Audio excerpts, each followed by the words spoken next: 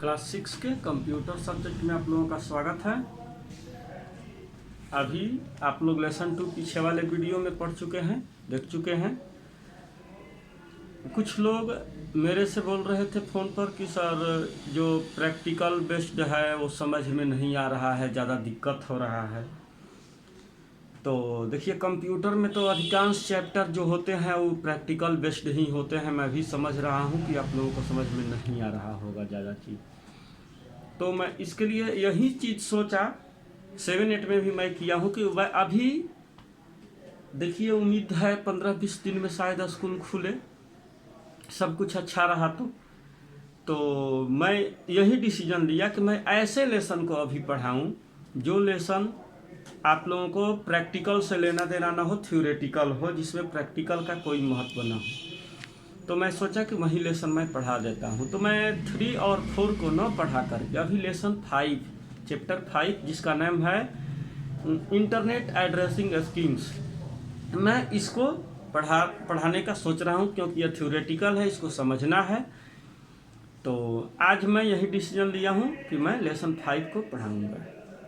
तो लेसन 5 आप लोग देखेंगे, इंटरनेट एड्रेसिंग स्कीम्स, इंटरनेट और इससे संबंधित जो स्कीम्स होते हैं, इंटरनेट के बारे में महत्वपूर्ण जानकारी, ये आज आप लोगों को पता लगेगा। वैसे आप लोग बहुत सारा चीज़ जानते भी हैं, ऐसा नहीं है कि नहीं जानते हैं।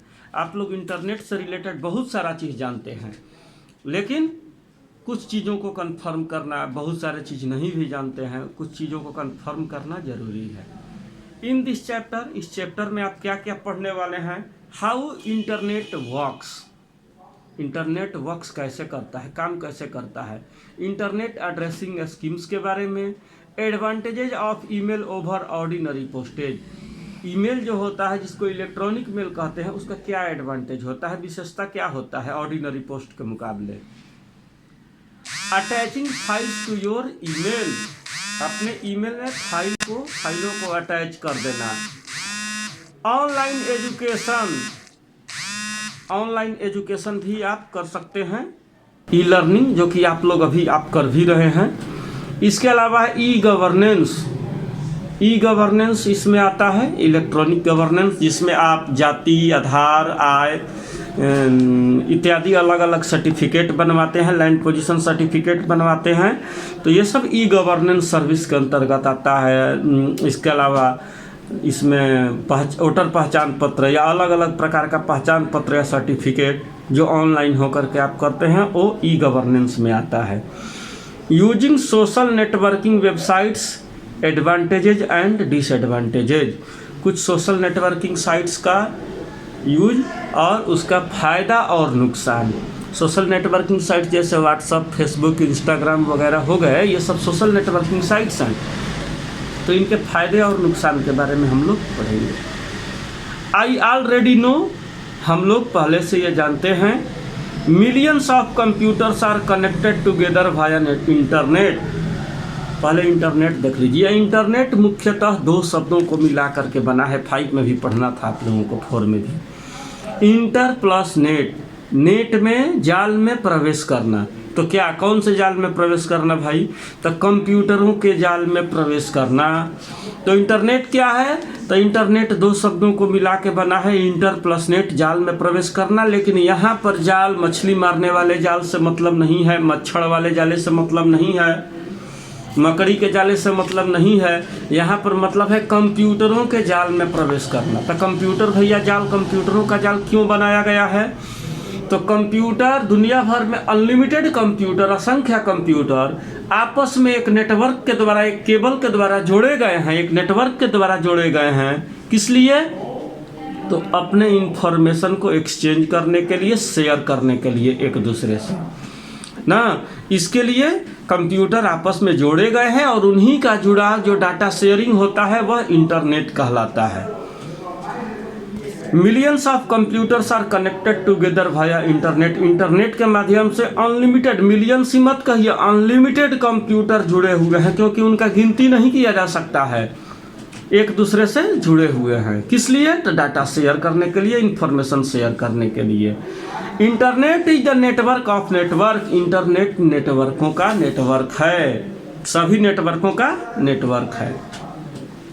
ए web browser is a software program. Web browser एक ऐसा सॉफ्टवेयर प्रोग्राम है जिसकी मदद से, यह एक सॉफ्टवेयर प्रोग्राम है, इसकी मदद से हम लोग वेब को, वेबसाइट को ब्राउज करते हैं, जिसका नाम है गूगल क्रोम, मोजिला फायरफॉक्स ना, तो ओपेरा, इंटरनेट एक्सप्लोरर। तो ये सब ऐसा है कि अगर आपको इंटरनेट एक्सेस करना है डेस्कटॉप वगैरह में, तो आपको कोई ना कोई वेब ब्राउज़र चाहिए, जैसे internet explorer, Mozilla Firefox, Google Chrome, ये चाहिए ही चाहिए।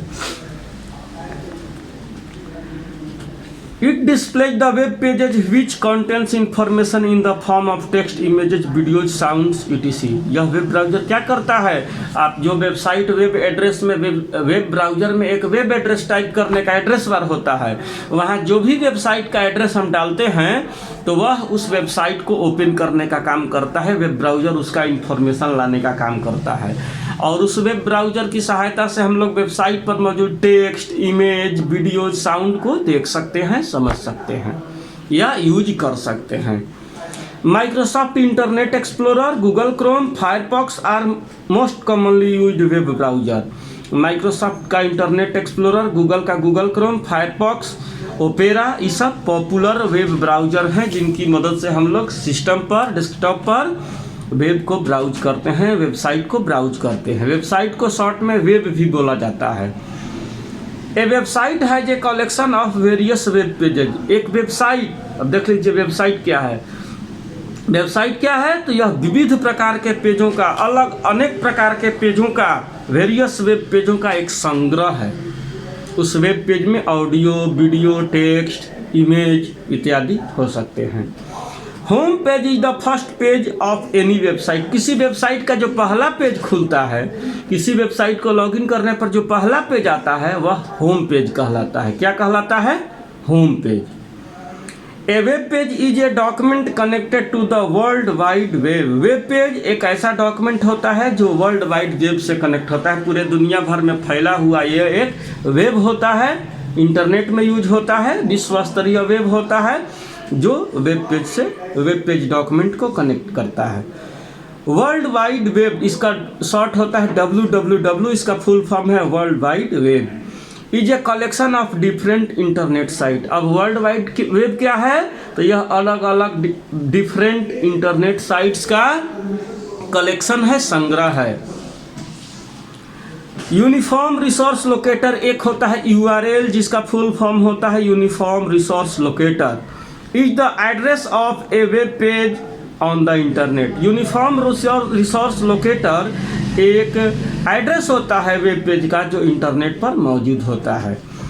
इसके आगे दिया है ईमेल और electronic mail is a modern and fastest way of sending mails और लेटर्स।